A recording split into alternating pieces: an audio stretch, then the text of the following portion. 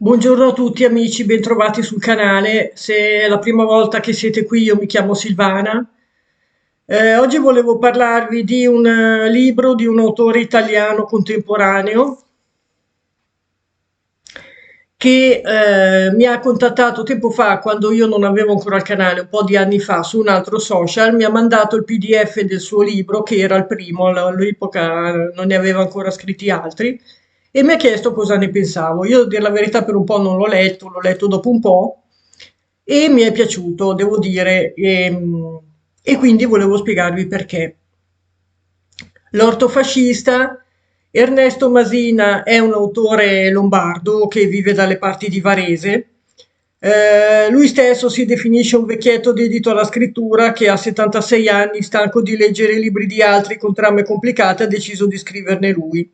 È stato paragonato a Piero Chiara e altri autori contemporanei di questo genere, che è narrativa italiana.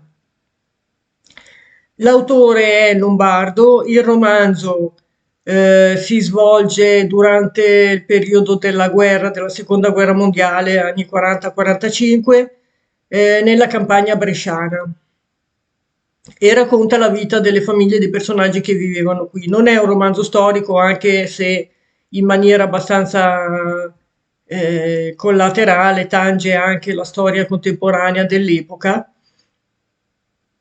Quindi racconta anche un po' di storia, ma però non è un romanzo storico, è un romanzo di narrativa contemporanea che racconta la vita delle persone che vivevano lì.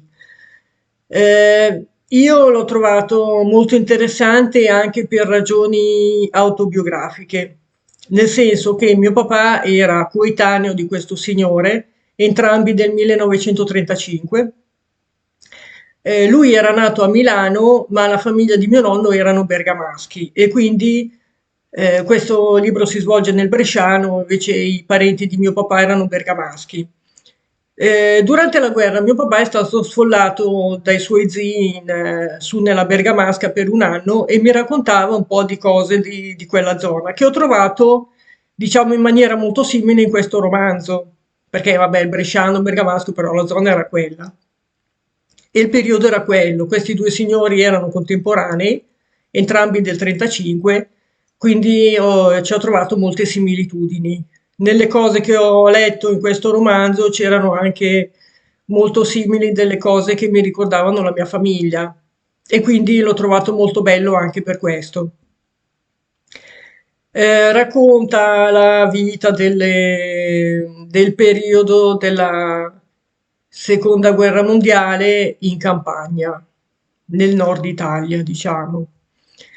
Se avete visto, non lo so, l'Albero degli zoccoli di Ermanno Olmi, che non si capisce molto perché è tutto in bergamasco, si fa fatica a capire cosa dicono, però raccontava più o meno la storia delle famiglie contadine di quella zona, diciamo, no? Il romanzo a me è piaciuto molto, tra l'altro nel frattempo l'autore ha scritto anche degli altri romanzi, che sono Gilberto Lunardon, detto Limena, e L'oro di Breno.